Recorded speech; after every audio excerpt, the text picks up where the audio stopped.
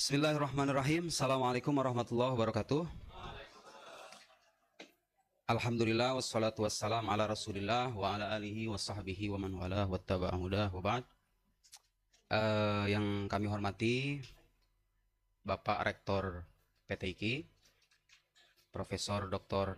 Nasaruddin Umar, para sivitas akademika PTIQ, Bapak Abdul Mu'id Nawawi, para narasumber, nggak ada para narasumber sih ya. Para narasumber, Bapak siapa Pak? Nggak yang narasumber, Pak Mikdar, Dr. Mikdar, dan yang terakhir, ini yang paling spesial sebetulnya, Bapak Profesor Dr. Munim Sirri. Hadirin sekalian semuanya, yang tidak bisa saya sebutkan satu persatu.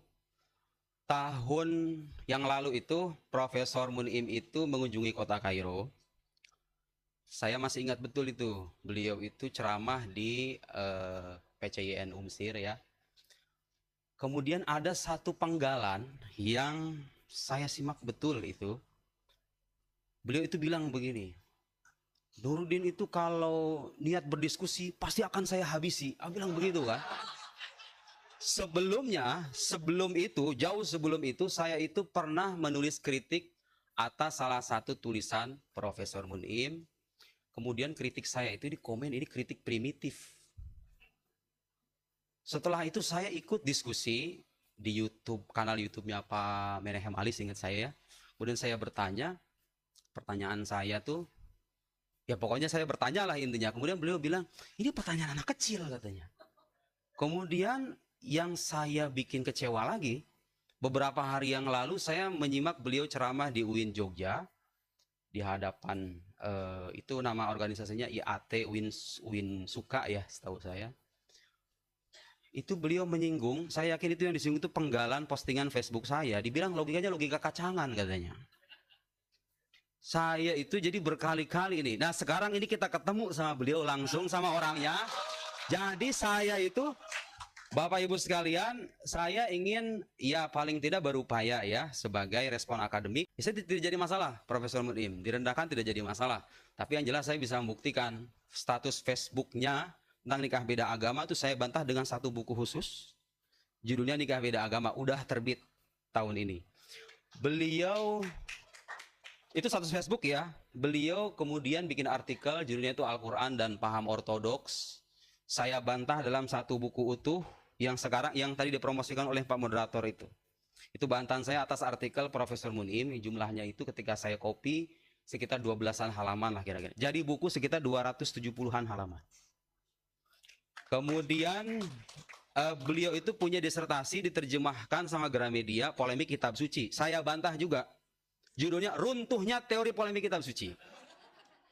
Jadi mohon maaf ya Profesor Munim, saya itu kalau misalnya dibilang, saya dulu sering dibilang Nuruddin suka pakai bahasa preman, kemudian saya bilang anak kecil. Saya berniat diskusi sekarang. Saya berniat diskusi beneran gitu ya, diskusi secara ilmiah. Dan dalam kajian ilmiah Bapak Ibu sekalian, yang harus kita perhatikan itu bukan klaim keimanan, tapi landasan dari klaim keimanan itu. Jadi saya tidak akan membantah pikiran Profesor Munim karena itu berbeda dengan apa yang saya imani. Saya juga tidak akan membenarkan klaim saya hanya karena ini diimani oleh kaum muslim. Kita itu diajarkan sebuah kaidah oleh para ulama, in kunta naqilan fasihha wa in kunta mudda'iyan faddalil. Kalau kamu itu menukil, nukilannya itu harus benar, harus jelas, harus sahih. Dan kalau kamu mengajukan sebuah klaim, kamu harus menyampaikan buktinya. Jadi kita nggak cukup menolak atau menerima hanya karena ini diimani atau tidak diimani. Jadi ini harus menjadi kesepakatan kita bersama bahwa satu pikiran itu dibantah dengan argumen, dibenarkan dengan argumen juga. Dan sekarang saya ingin memaparkan argumen yang sejelas-jelasnya bahwa Quran itu kalam Allah, bukan kalam Nabi. Yang perlu kita tegaskan bersama di muka ya, kita harus menentukan mahal niza terlebih dulu. Mahal niza itu artinya titik tengkar antara kita dengan pandangan yang kita kritik. Profesor Munim sepakat dengan saya dan kita semua bahwa Al-Quran adalah kalam Allah. Artinya saya tidak perlu memaparkan argumen-argumen rasional khas para teolog untuk membuktikan bahwa Quran adalah kalam Allah. Yang menjadi perselisihan kita bersama adalah bisa nggak kalam Allah itu dalam saat yang sama disebut sebagai kalam Nabi Muhammad Sallallahu Alaihi Wasallam. Bagi Profesor Mun'im itu mungkin. Makanya beliau berkesimpulan Quran itu kalam Allah sekaligus kalam Nabi. Nah, di presentasi sebelumnya beliau itu memberikan pendasaran teoritis, tapi sayangnya Bapak Ibu sekalian, saya tidak menjumpai ayat Quran satupun di balik landasan teoritis itu. Mestinya kalau kita ingin memberikan landasan teoritis, sampaikan ada nggak ayat Quran yang bilang Quran itu kalam Nabi? Dari dulu kan para ulama begitu, metode istidlal yang diajarkan oleh para ulama adalah melakukan reasoning itu tetap merujuk kepada ayat-ayat Al-Quran. Saya tidak menjumpai satupun ayat Al-Quran yang mengatakan untuk kalam Nabi. Profesor Mun'im pun tidak melakukan penafsiran itu. Ya, di artikelnya beliau mengutip sejumlah ayat dan saya sudah bantah semuanya dalam buku ini. Silahkan Bapak Ibu sekalian baca. Saya tidak punya waktu untuk mengulas semuanya. Nah, Bapak Ibu sekalian, saya akan membagi presentasi ini ke dalam dua bagian. Di bagian pertama saya ingin mengajukan bantahan atas klaim beliau yang mengatakan bahwa Quran itu kalam Allah dan kalam Nabi. Di bagian selanjutnya saya ingin mendemonstrasikan kesalahpahaman Profesor Mun'im terhadap teks-teks para ulama muslim yang beliau kutip dalam artikelnya. Artikel beliau itu awalnya berjudul Al-Quran dan Paham Ortodoks ya. Kemudian dimuat ulang dalam buku terakhirnya itu yang tadi disampaikan sama moderator. Think Outside the Box. Beliau bikin buku Think Outside the Box ya. Saya baru bulan Ramadan kemarin selama 1 bulan nulis dari pertengahan Ramadan sih ya, selesai sekitar ba'da lebaran itu 165 halaman buku judulnya Think Inside the Box. Jadi beliau tulis Think Outside the Box, Think Inside the Box. Tunggu tanggal terbitnya Profesor Mun'im. Itu beda lagi cerita ya. Sekarang baru 3. Baik, saya akan langsung ke dalam materi. Kenapa Bapak sekalian kita tidak bisa mengklaim Al-Quran itu kalam Nabi? Itu kan pertanyaan dasarnya. Bahwa Al-Quran kalam Allah sudah menjadi kesepakatan bersama. Mahal ittifaq baini wa bainahu wa bainal jami' wa bainal jami'il muslimin. Titik kesepakatan ya. Sebetulnya kesalahan utama Profesor Mun'im itu berdasarkan analisis saya pribadi itu terletak pada kesalahpahaman dalam memaknai kalam. Beliau itu dengan tulisan panjang lebarnya Al-Quran dan Paham Ortodoks itu juga di buku terbarunya tidak menjelaskan sama sekali kalam itu apa. Sementara para sarjana muslim itu mengatakan al-hukmu 'ala syai' far'un an tasawwurihi. Penghukuman terhadap sesuatu itu merupakan bagian dari konsepsi atau penggambaran kita tentang sesuatu itu. Artinya Anda itu nggak bisa sampai pada kesimpulan yang tepat terkait suatu persoalan sebelum Anda melakukan konsepsi terlebih dulu terkait istilah-istilah kunci yang mau diperdebatkan. Dan itulah pentingnya belajar ilmu logika, karena dia membantu kita merangkai definisi dari istilah-istilah yang kita gunakan itu. Sayangnya 1000 sayang, saya tidak menjumpai beliau itu mengatakan Quran kalam Nabi, Quran kalam Allah. Kalam itu apa? Ini pertanyaan terlihat sepele.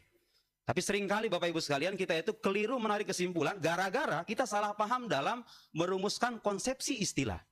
Konsepsi terkait sebuah istilah. Nah, saya ingin buktikan bahwa beliau itu sudah keliru dalam memaknai istilah kalam dalam uraian sebagai berikut.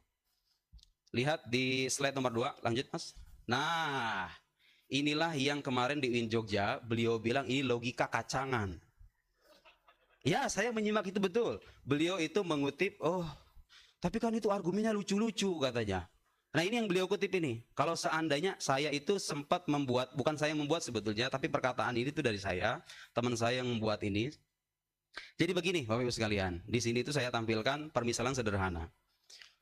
Apakah penyampai dari sebuah kalam itu bisa dikatakan sebagai pemilik kalam itu sendiri?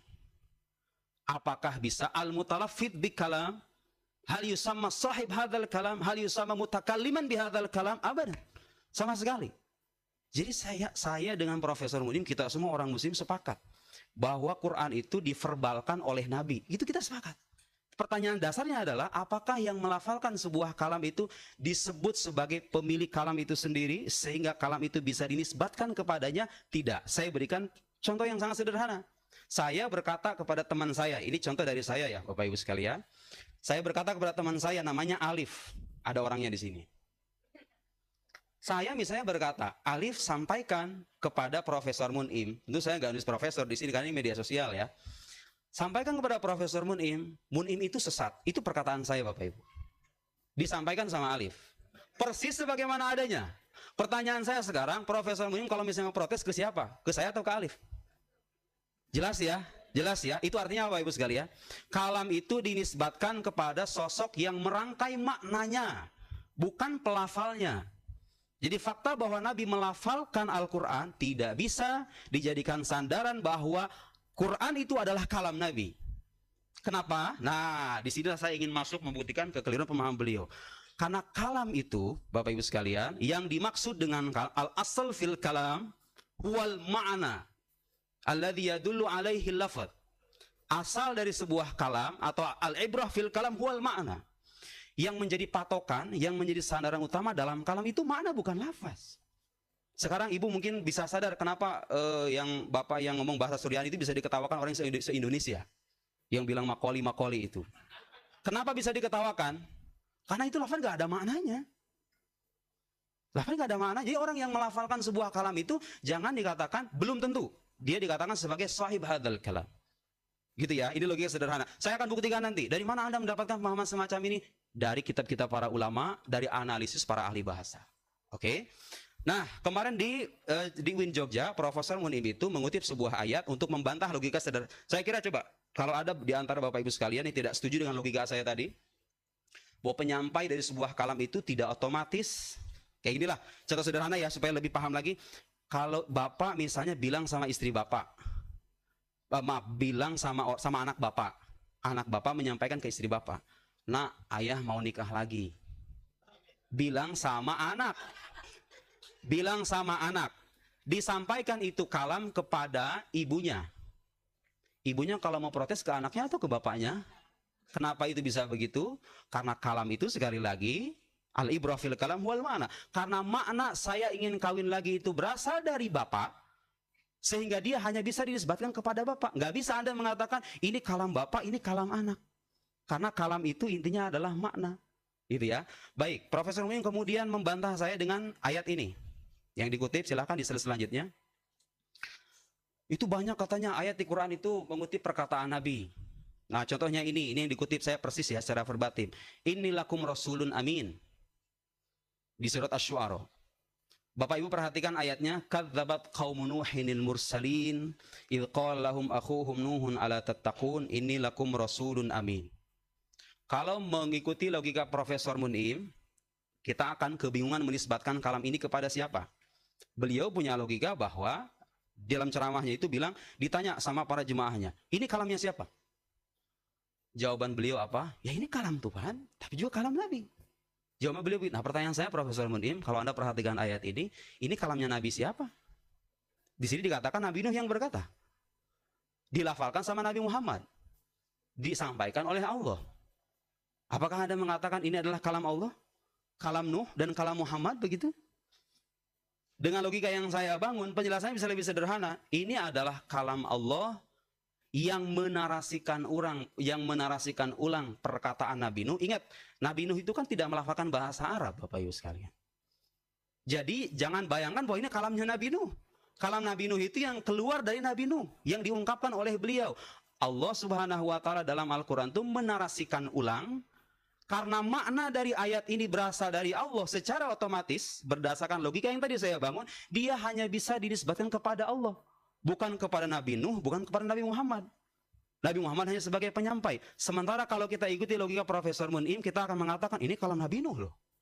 Terus disampaikan sama Nabi, ini kalamnya Nabi Muhammad. Terus ini dari Allah, ini kalamnya Allah. Repot juga kita kan. Oke, sekarang contoh selanjutnya Mas. Perhatikan, ini adalah perkataan yang dikutip, maaf, agar lebih teliti ungkapannya. Ini adalah ayat Al-Quran yang menarasikan ulang perkataan iblis dalam Al-Quran. Qala ma mana'aka alla tasjuda idh amartuk, qala ana khairu minhu khalaqtani min nar wa khalaqtahu min tin. Ini perkataan iblis, ini kalam iblis. Kalau berdasarkan logika yang dibangun oleh Profesor Munim. Oke? Kalam iblis, Anda berani mengatakan ini kalam iblis, ini bukan kalam iblis, Profesor. Tapi kalau mengikuti logika Profesor Munim yang tadi, bahwa yang kutipan dalam Al-Quran itu disebutkan kepada orang-orangnya, berarti kalau begitu ini kalam iblis dong. Sekaligus kalam Nabi Muhammad, karena tersampaikan melalui lisan Nabi Muhammad. Tapi sekaligus kalam Allah, Anda bisa mengatakan ini adalah kalam Allah, kalam iblis, dan kalam Nabi Muhammad? Nggak make sense itu. Yang benar, nah sekarang saya akan lanjut ke slide selanjutnya. Silakan lanjut Mas. Nah, tolong Bapak Ibu perhatikan di kutipan Arab yang paling bawah itu. Bagaimana kita menjelaskan kutipan-kutipan yang begitu banyak dalam Quran? Quran itu kan mengutip banyak perkataan orang-orang di masa lampau. Fir'aun, Haman, Al-Imran, Ashabul Kahf, Nuh, Adam, Idris, Saleh, Hud, dan lain-lain. Kutipan-kutipan yang dinarasikan ulang oleh Al-Quran itu dinisbatkannya ke siapa gitu loh. Kalau jawaban Profesor Mun ini dinisbatkan, ya itu kalam Nabi. Loh, itu kalam Nabi. Tapi kan ada kutipan dari iblis, kutipan dari Fir'aun. Fir'aun mengatakan, qala Fir'aun ya ayyuhal mala' ma 'alimtu lakum min ilahin ghairi. Aku tidak ada. Kemudian beliau mengatakan ana rabb, bukan beliau ya, kalau Fir'aun dia maksud saya. Fir'aun mengatakan ana rabbukumul a'la. Fir'aun itu enggak ngomong bahasa Arab. Fir'aun itu enggak ngomong bahasa Arab sehingga Anda enggak bisa mengatakan perkataan ana rabbukumul a'la itu adalah kalam Fir'aun. Allah itu menarasikan ulang perkataannya Fir'aun, kalamnya Fir'aun yang dia ungkapkan dengan bahasanya. Terus yang ada di Quran itu kalamnya siapa? Itu kalam Allah. Karena maknanya itu Fir'aun dan orang-orang yang dikutip itu nggak punya andil dalam merangkai makna-makna Quran ini. Sehingga dia hanya disebutkan kepada Allah ada bahwa kemudian dia mengutip atau menarasikan ulang lebih tepat. Dengan uslubnya yang khas, al-mu'jiz. Dan usulnya yang khas itu nggak bisa dikatakan kalam Fir'aun atau kalam Nabi, itu kalam Allah yang menarasikan ulang. Lihat, ini perkataan Imam Abu Hanifah. Wa ma dzakarahu Allah Ta'ala fil Qur'an hikayatan an Musa wa ghairihi minal anbiya alaihimussalam wa an Fir'aun wa iblis fa inna dzalika kullahu kalamullah. Jadi apa yang disebut oleh Profesor Min sebagai kutipan itu kalam, itu bukan kalam Nabi, bukan kalam Fir'aun, bukan kalam Haman, bukan kalam Maryam, bukan kalam siapa, itu kalam Allah. Saya yakin itu ada orang-orang kebingungan. Kok bisa dikatakan nanti belum selesai penjelasannya. Wa iblis fa inna dzalika kalamullah ikhbaran anhum, menarasikan ulang perkataan mereka. Wa kalamullah ta'ala ghairu makhluk. Perhatikan. Kalau menemu ungkapan dari ulama Sunni kalam Allah itu ghairu makhluk, yang dimaksud itu bukan Quran yang kita baca Bapak Ibu. Yang dimaksud dengan Quran ghairu makhluk itu Quran sebagai kalam nafsi. Yang seperti dikatakan preteks. Yang diistilahkan oleh Profesor Mudin, preteks itu artinya kalam sebuah makna yang laisa biharfin wala bisautin, la yujad taqdim wala ta'khir, la yujad awal wala akhir, yang qadim. Kalau kita belajar sifat Allah, ada sifat kalam Allah yang dikatakan qadim itu bukan yang kita baca. Jadi betul Profesor Budim, kita itu membedakan secara ontologis antara Quran sebagai makna yang berada pada zat Allah yang qadim dengan Quran yang menjadi yang terbentuk sebagai lafaz. Nah, pertanyaannya kadang-kadang orang suka salah paham. Terus kalau begitu Quran yang kita baca itu kalam Allah atau bukan? Kan Anda mengatakan kalam Allah yang hakiki itu adalah makna yang berada pada zatnya. Terus kemudian Quran yang Anda baca itu apa? Itu kalam Allah atau bukan? Jawabannya itu kalam Allah mimbab tasmiyati syai' bismi madlulihi. Jadi menamai sesuatu berdasarkan madlulnya. Jadi lafaz yang kita baca itu, Bapak Ibu sekalian, Bismillahirrahmanirrahim, Alhamdulillah, sampai An-Nas itu disebut sebagai penunjuk atau dal dalam bahasa ilmu logika. Dal madlul, dalalah. Bahasan dalalah ya, yang belajar di logika pasti paham. Dia disebut sebagai kalam Allah karena dia itu menjadi penunjuk atas kalamnya yang qadim. Dan Profesor Muni mengakui itu. Tapi yang perlu kita catat Bapak Ibu sekalian, mengatakan bahwa ada kalam yang tidak berupa lafaz, tidak berupa huruf, tidak berupa suara itu tidak menafikan bahwa Allah mengabarkan atau memberitahu lafaz-lafaz Al-Quran kepada Nabi Muhammad SAW melalui malaikat Jibril. Itu nggak menafikan sama sekali, karena Tuhan itu berbicara tanpa bahasa. Coba Bapak Ibu sekalian saya tanya, Tuhan itu maha mendengar? Betul maha mendengar. Tapi apakah dia mendengar dengan telinga? Dia melihat, apakah melihat dengan mata? Tidak. Sekarang kita katakan dia berbicara, tapi apakah dia berbicara dengan lafaz? Berbicara dengan huruf? Tidak. Kenapa? Karena lafaz itu hadis. Ada permulaannya. Bismillahirrahmanirrahim. Huruf sin diucapkan setelah ba. Huruf mim setelah sin. Ada awal, ada akhir. Sementara Allah zat yang qadim. Gak mungkin itu huruf-huruf ada dalam zat Allah Subhanahu wa ta'ala. Begitu ya. Jadi Quran yang ada di hadapan kita kalamullah apa bukan? Itu kalamullah mimbab tasmiyati syai' bismi madlulihi li'annahu dalun ala kalamihi nafsil qadim. Karena dia menjadi penunjuk atas kalam Allah yang bukan berupa teks, bukan berupa huruf, bukan berupa bahasa, itu dia disebut kalamullah. Oke? Saya kira itu sudah jelas bantahan tuh yang pertama. Nah, di buku ini yang tadi disampaikan oleh moderator, saya sebetulnya membagi dalam dua bagian. Ada satu bagian saya memberikan pendasaran teoritis terkait klaim bahwa Quran itu adalah kalamullah. secara ilmiah ya. Nah ini kadang-kadang orang zaman sekarang kalau disebut Quran kalamullah klaim ilmiah itu pada terheran-heran. Karena mereka mengira bahwa ilmiah itu identik dengan empirik. Sesuatu yang terindra gitu loh. Padahal enggak. Kita ini kalau belajar epistemologi, sesuatu yang ilmiah itu enggak selamanya empirik. Pengetahuan manusia itu enggak selamanya pengetahuan material. Ada pengetahuan rasional. Ini pelajaran paling dasar dalam epistemologi. Asbabul alam lil khalqi thalatha, kata Imam Nasafi. Perantara pengetahuan itu ada 3. Ada al-his, ada khabar shadiq, ada al-aqal. Ada panca indera. Jadi kita mengakui pengetahuan bersama panca indera. Kita juga mengakui pengetahuan rasional. Kita juga mengakui ada pengetahuan yang bersandar pada khabar shadiq. Pengetatnya, saya membuktikan secara rasional bahwa Quran itu adalah kalamullah, tapi karena waktu terbatas kita nggak akan membahas itu, karena itu sudah menjadi kesepakatan ya. Jadi kalau saya berhadapan dengan orang-orang non-muslim untuk membuktikan secara argumentatif apakah Quran itu kalam Allah atau bukan, ini perlu ulasan lebih jauh. Baik, sekarang saya akan memberikan penjelasan. Tadi saya katakan bahwa kalam itu yang jadi patokannya adalah makna bukan lafaz. Sekali lagi ya. Jadi bahwa Nabi melafalkan Al-Quran itu nggak bisa dijadikan dasar, itu adalah kalam Nabi. Itu kalam Allah, Nabi hanya menyampaikan. Li'annal mutalaffidz bil kalam laisa bid-darurah ayyakuna mutakalliman bidzalikal kalam. Karena yang melafalkan sebuah kalam itu tidak otomatis menjadi pemilik kalam itu sendiri, sehingga kalam itu bisa dinisbatkan kepadanya. Itu ya. Lanjut, next. Setelahnya. Ini saya lewat aja. Setelahnya Pak, setelahnya lagi. Setelahnya, itu ke belakang. Terus, nah, ini argumen yang ingin saya sampaikan, karena ini waktu terbatas. Argumen yang saya sampaikan untuk menolak kesimpulan Quran itu kalam Allah, kalam Nabi. Pertama, membuktikan kekeliruan Profesor Munisi dalam memaknai kalam. Kemudian yang kedua, Bapak Ibu sekalian tahu hadis kursi ya? Beliau itu punya pandangan bahwa Quran itu diturunkan berdasarkan maknanya saja, lafadznya dari Nabi. Tahu nggak konsekuensinya apa? Kalau Quran itu dikatakan hanya turun maknanya, lafadznya dari Nabi, artinya dia sejajar dengan hadis kursi dong. Hadis kursi, dia sejajar dengan hadis kursi. Sementara lihat, kita ini dalam lingkungan umat Muslim, hadis kursi itu mohon maaf ya, kalau saya dalam keadaan berhadas, kecil ataupun besar, megang hadis kursi atau hadis Sahih Bukhari boleh kan? Tapi kalau megang Quran nggak boleh loh, karena ada hadis yang melarang itu.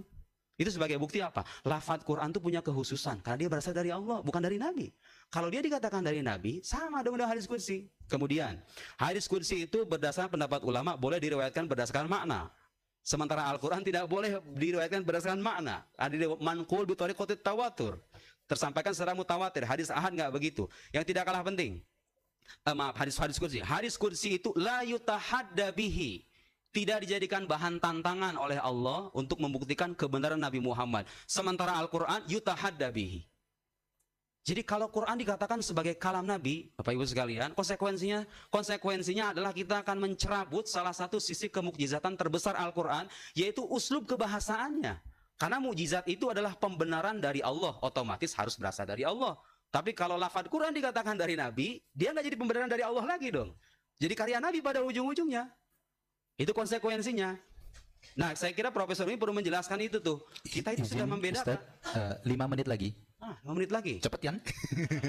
Saya nggak merasa ini banyak sekali. Oke. Ini banyak sekali nih. Wah, saya bingung ini. Oke. Lihat, saya langsung ke pendapat Imam Suyuti yang beliau kutip itu ya. Silakan selanjutnya. Ini slide nomor 20, Mas. Ini yang kalam tadi udah saya perkutip itu ya. Saya nomor 20. Terus setelahnya, nah itu lihat. Enggak. Itu nomor 2. Wasani anna Jibril. Ini kan beliau mengatakan bahwa yang mengatakan Quran lafadznya dari Nabi itu adalah pendapat ulama terbiasa. Kata siapa? Enggak ada ulama dulu itu yang mengatakan Quran itu kalam Nabi. Lihat, ini salah satu sandaran Profesor Mudim Siri. Lihat, Anda perhatikan teksnya. Anna Jibril inama nazala bil ma'ani khassatan wa anahu sallallahu alaihi wasallam alimatil kalmani wa abbara anha bilughatil arab. Perhatikan, ada nggak di sini ungkapan makna Quran sebagai kalam Nabi? Nggak ada. Justru ungkapannya mengatakan makna Quran itu dari Allah karena maknanya dari Allah. Sementara kalam itu intinya adalah makna, berarti harusnya disebutkan kepada Allah. Jadi andai pun ini benar, nggak bisa dengan berdasarkan pada ini itu kita mengatakan Quran sebagai kalam Nabi karena itu dari kalam ada sebuah makna, bukan lafaz. Saya sepakat bahwa Nabi melafalkan Al-Quran. Tapi pendapat yang dikutip oleh Profesor Mudim pun tidak mengukuhkan klaim Quran itu lafaznya dari Nabi. Kalau kita cermati, nggak ada sama sekali. Justru kalau kita ikuti logikanya, Ya kalau begitu kalau maknanya dari Allah berarti kalam Allah dong, bukan kalam Nabi. Gitu ya. Nah selanjutnya perhatikan, nah ini bantahan dari Maulana Abdullah Siddiq Al-Ghumari, dua pendapat yang dikutip oleh Imam Suyuti, oleh Imam Az-Zarkashi itu, perhatikan, wal qaulan al-akhiran syaddan saqitan la ibrata bihima wa la yasihu dzikruhuma. Jadi dua pendapat yang mengatakan Jibril melafalkan Quran, Nabi melafalkan Quran, hanya dapat maknanya doang, itu kata Syekh Abdullah Siddiq Al-Ghumari, itu pendapat syaz. Artinya kalau pendapat syaz itu problematis argumennya. Gitu ya. Hadis aja Bapak Ibu sekalian, kalau syaz itu la yu'mal bi wa la yasihul ihtijaj bihi. Hadis itu. Apalagi perkataan ulama. Nah, saya terheran-heran gitu, kenapa Profesor Mudi itu mendasarkan satu pandangan pada kaul yang syaz, yang landasan Quraniknya saja tidak ada. Nah, lihat itu ungkapan terakhir tuh, terakhir. Bal qauluhu ta'ala inna anzalnahu Qur'anan Arabiyyan la'allakum ta'qilun qati'un fi anna al-lafdha munazzalun minallahi ta'ala. Quran itu mengatakan Bapak Ibu sekalian, inna anzalna Qur'anan Arabiyyan. Quran yang berbahasa Arab. Saya mau nanya, apakah ada bahasa itu cuma maknanya doang? Bahasa itu ya makna dengan lafaz. Mana dengan lafaz. Allah mengatakan kami menurunkan Al-Quran yang berbahasa Arab. Itu sebagai indikator kuat bahwa lafaz Quran itu dari Tuhan, bukan dari Nabi. Ada banyak ayat Quran lagi, silahkan mundur ke belakang Pak, karena waktunya terbatas. Terus ke belakang, ada banyak ayat Al-Quran. Saya mengutip 2 ayat lagi aja. Penolakan di ayat-ayat Al-Quran. Slide nomor 13. Slide nomor 13. Ke belakang, itu ke depan. Nah, itu udah. Setelah itu. Perhatikan. Ayat nomor 2 Pak Ibu sekalian. Inna sanulqi alaika qaulan thaqila. Allah mengatakan yang kami sampaikan itu qaul, bukan makna. Kalau Quran itu hanya turun maknanya, inna sanulqi ma'nan thaqila. Allah apa itu artinya qaul? Al-qaul huwa al-lafaz al-mawdu li ma'na. Qaul itu adalah lafaz yang diperuntukkan sebuah makna. Jadi yang disampaikan dalam Quran tegas. Lafaz Quran itu dari Allah, bukan dari Nabi. Lanjut setelahnya. Nah itu tuh yang setelahnya. Enggak sebelum Mas. Faqala in hadza illa sihru yu'thar in hadza illa qaulul bashar. Ini perkataan orang kafir ya. Orang kafir mengatakan bahwa Quran itu perkataan manusia. Saya mau nanya, Nabi manusia apa bukan, Bu? Nabi manusia ya. Nabi itu manusia. Quran mengatakan, mengancam orang yang mengatakan Al-Quran perkataan manusia. Coba lihat ancamannya. Bacain deh sekalian ya. Sa'uslihi sakor. Akan dimasukkan ke dalam neraka sakor. Saya yakin beliau nggak takut sama neraka sih kayaknya ya. Ya itu ayat Quran yang mengatakan. Sa'uslihi sakor. Lanjut. Lihat itu setelahnya. Mas. Nah lihat. Ayat nomor 8 itu. Idza tutla alaihim ayatuna bayyinatan qala alladziina yarjuna liqa'ana bi Qur'an. Nah, itu ada penggalan yang saya berikan garis tebal. Qul ma yakunu li an ubadilahu min tilqa'i nafsi. Kata Nabi, aku itu tidak punya otoritas untuk merubah apa yang sudah aku terima ini, itu ya. Tuh lihat tuh. Tidaklah pantas bagiku menggantinya atas kemauanku. Kalau Quran itu lafaznya dari Nabi, harusnya bisa diganti dong sama Nabi. Nabi diperintahkan sama Allah. Coba lihat itu. Tidak mengikuti kecuali apa yang lihat tuh. Silahkan itu ya, diwahyukan kepadaku.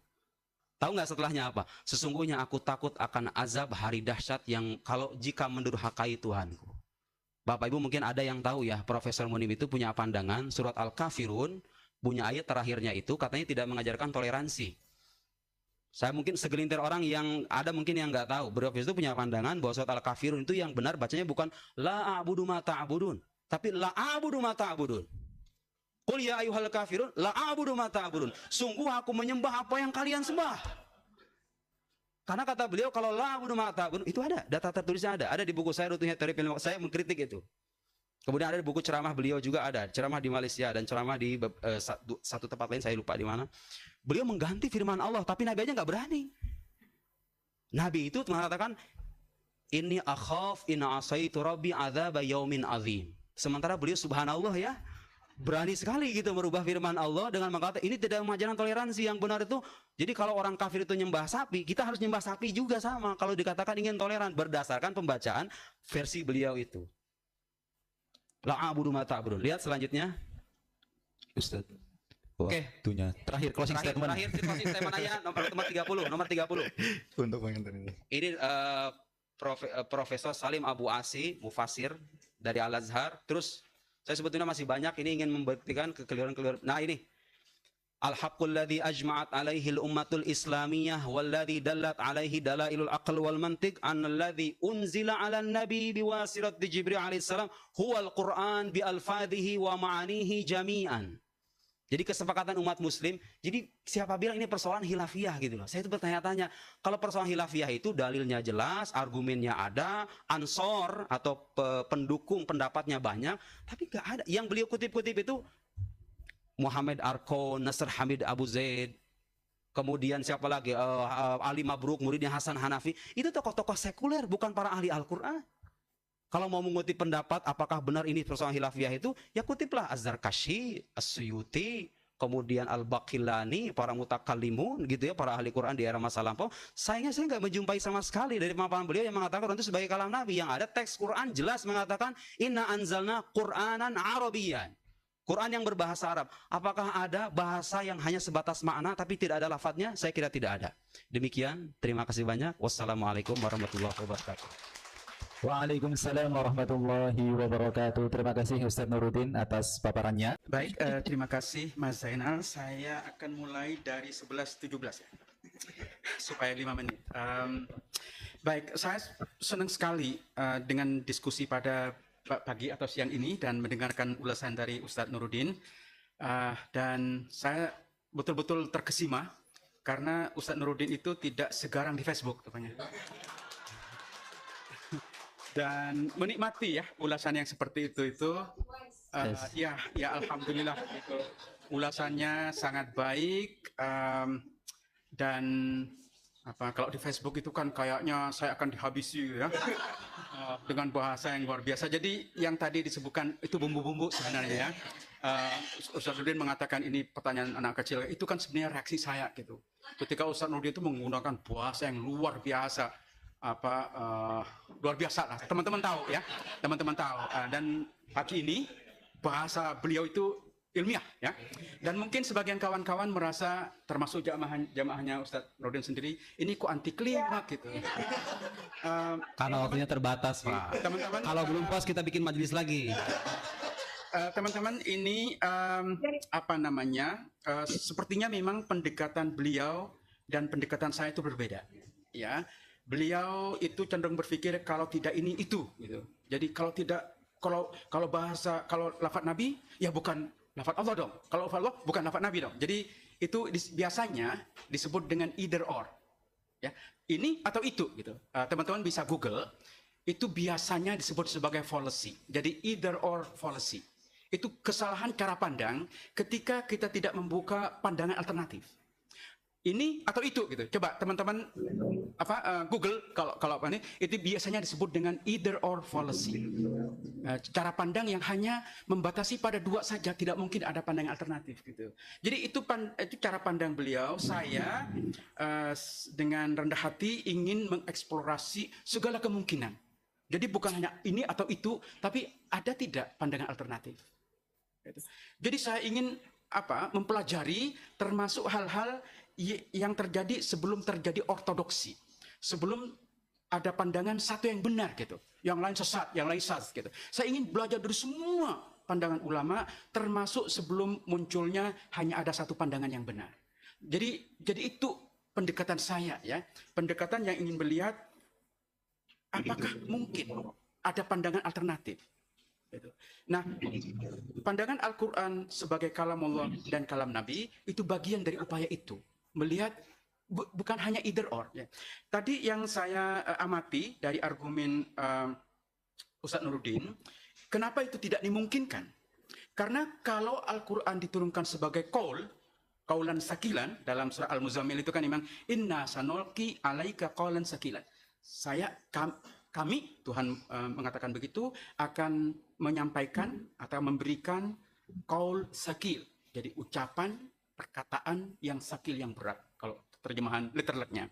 Nah, qaul itu kan tidak mungkin hanya makna, pasti juga ada lafaz, namanya juga qaul. Ya. Begini teman-teman, kita kan cenderung menganalogikan qaul itu sesuatu yang sudah umum kita pahami di dunia ini, bahwa qaul kita ya terdiri dari makna dan lafaz.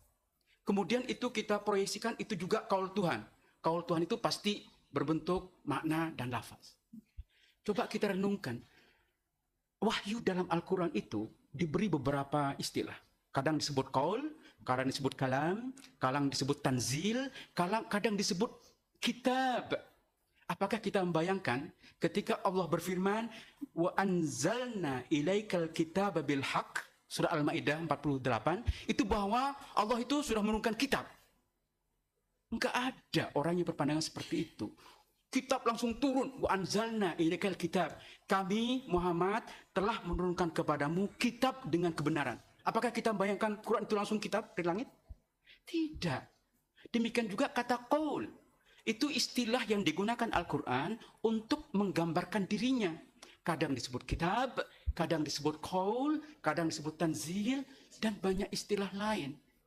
Itu banyak sekali. Dalam surah Ali Imran ayat 3. Wa nazal alaikal kitaba bil haqq musaddiqan lima baina yadayhi. Kami diturunkan atau turun kepadamu Muhammad kitab dengan kebenaran sebagai pembenar. Jadi bukan langsung turun kitab yang berarti tulisan. Tidak, itu istilah yang digunakan oleh Al-Quran untuk menggambarkan dirinya. Kadang disebut wahy, kadang disebut kalam, kadang disebut qaul. Jadi kalau kita memakai seperti ini, itu ada beragam, dimungkinkan beragam sudut pandang. Bukan hanya either or, ini atau ini. Nah, tadi bahasa Al-Quran yang mengandung ancaman itu, qaulul basar, kemudian diancam dengan neraka safar. Kalau kita teliti, itu adalah tuduhan orang-orang musyrik atau orang-orang kafir bahwa Nabi itu, ya itu hanya qaulul basar, tidak mendapatkan wahyu dari Allah. Itu yang diancam dengan neraka sakor. Saya dan banyak ulama yang lain, saya bukan ulama, banyak sarjana lain dan juga ulama-ulama klasik yang tadi saya sebutkan, mereka mengakui Al-Quran itu wahyu Allah, bukan semata-mata qaulul basar. Jelas sekali ya, jelas sekali. Dan kalau teman-teman ikuti banyak ayat Al-Quran, misalnya ketika Al-Quran itu menjelaskan tentang tahaddi, itu kan orang-orang yang tidak percaya itu menganggap itu iftara. Jadi Nabi bikin-bikin. Artinya tidak mendapatkan. Jadi yang dipersoalkan itu tidak ada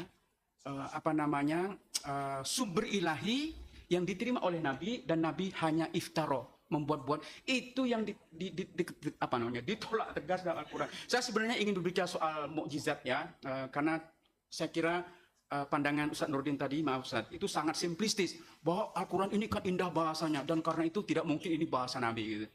Lalu saya ini penulis ya, saya ini penulis. Kadang tulisan saya itu yang ini kan sangat populer. Bahasanya beda dengan tulisan rekonstruksi Islam historis. Itu saya sendiri tapi bahasa saya beda.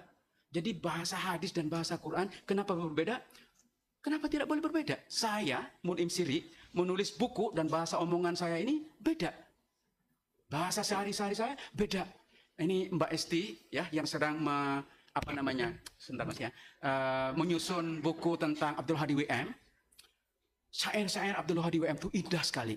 Apakah sehari-hari beliau juga ngomong dengan puitik? Tidak. Itu satu orang bisa bahasanya itu berbeda. Itu sesuatu yang tidak sulit kalau kita sedikit keluar dari box.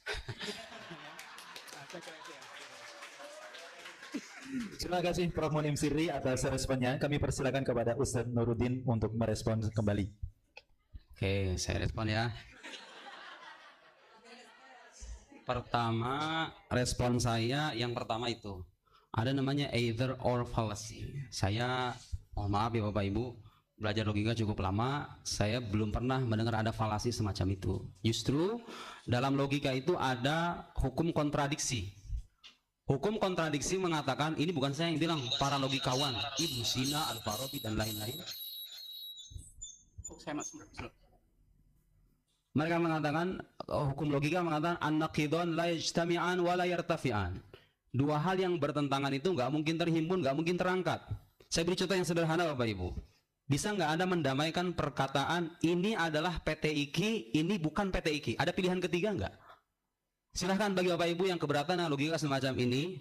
Nanti kita bisa bicara di belakang. Ini logika paling sederhana. Nggak ada pilihan ketiga. Ima ini tuh PTIQ atau bukan PTIQ. Siapa bilang itu falasi? Yang falasi itu justru Pak Munim Siri ini. Datang dengan dasar logika yang nggak ada dasarnya gitu loh. Dari mana? Buku logika mana yang Anda jadikan rujukan bahwa ada namanya either or fallacy itu? Justru dalam logika, tadi saya katakan. Saya berikan contoh lagi. Bisa nggak kita mengatakan orang itu hidup tapi tidak hidup? Salah satu dari keduanya harus ada yang benar.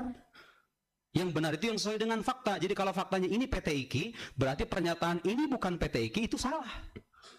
Kan begitu logikanya. Bisa nggak saya mengatakan saya menikah, saya tidak menikah? Bisa nggak Anda mendamaikan itu? Nggak bisa. Salah satu dari dua hal yang kontradiktif itu harus benar. Pertanyaannya saya sekarang, bisa nggak dikatakan Quran itu kalam Allah, tapi Quran bukan kalam Allah? Berdasarkan asas hukum kontradiksi. Nggak bisa kita mengatakan begitu, karena perhatikan, Allah dan Nabi itu dua subjek yang berbeda. Oke, kalau kita katakan Al-Quran adalah kalam Allah, pernyataan ini kontradiktif dengan pernyataan Al-Quran bukan kalam Allah. Salah satu dari dua perkataan harus ada yang benar. Sementara kalau kita mengatakan Quran kalam Nabi, perkataan kita Quran kalam Nabi itu setara, yusawi, bahwa Quran bukan kalam Allah, karena Nabi bukan Allah. Jadi salah satu dari dua pernyataannya harus ada yang benar. Karena itu saya mempertanyakan dasar logika apa yang Anda pakai, yang Profesor Munim pakai untuk mengatakan bahwa kita itu punya kemungkinan untuk pilihan ketiga, sementara pernyataan tadi itu terbukti kontradiktif. Anda mengatakan Quran kalam Allah, artinya makna Quran itu sepenuhnya dari Allah, karena sekali lagi Bapak Ibu sekalian, inti dari kalam itu makna bukan lafaz. Innal kalam la fil fuadi wa inna maju ila lisanu alaihi dalila. Itu kan, itu syair al-Akhtal. Syair al-Akhtal yang terkenal, kalam itu sesungguhnya yang terpatri dalam hati. Sementara lafaz itu hanya juga sebagai penunjuk saja. Jadi Quran yang ada di hadapan kita ini Bapak Ibu, kenapa dikatakan sebagai kalam Allah dan gak bisa dinisbatkan kepada Nabi? Karena dia itu menjadi penunjuk atas kalam nafsinya yang qadim itu. Jadi dengan logika kalam nafsi, kalam lafzi itu secara otomatis Quran itu sepenuhnya kalam Allah, bukan kalam Nabi. Kalau Anda mengatakan Quran kalam Nabi, konsekuensi logisnya Anda harus bisa membuktikan bahwa makna Quran itu dirangkai sama Nabi, karena inti dari kalam adalah makna. Sementara Pak Mulim sejak awal sudah sepakat makna Quran dari Allah, itu artinya nggak logik gitu loh. Kalau dikatakan Quran kalam Nabi, sementara maknanya dari Allah. Itu ya, itu satu. Kemudian permisalan Pak Munim yang tadi bilang saya cenderung simplistis memandang mukjizat. Baik, permisalan yang tadi Pak Munim sampaikan, saya Munim Siri ini kalau gaya bahasa tulisan beda, kalau bahasa lisan kan beda juga. Penyair kalau sedang bersyair bahasanya indah, tapi ketika bicara acak-acakan kadang-kadang. Itu dijadikan dasar bahwa hadis kursi dengan Quran itu sama-sama kalam Nabi, kan kira-kira begitu. Apa masalahnya kalau Quran beda sendiri, hadis Nabi beda juga gitu ya, kemudian dikatakan ini dari Tuhan, ini dari Nabi. Begini Pak Munim, perkataan Profesor Munim itu mau acak-acakan, mau teratur, mau tulisan, mau lisan, selama makna dari ungkapan itu berasal dari beliau, itu hanya dinisbatkan kepada beliau saja.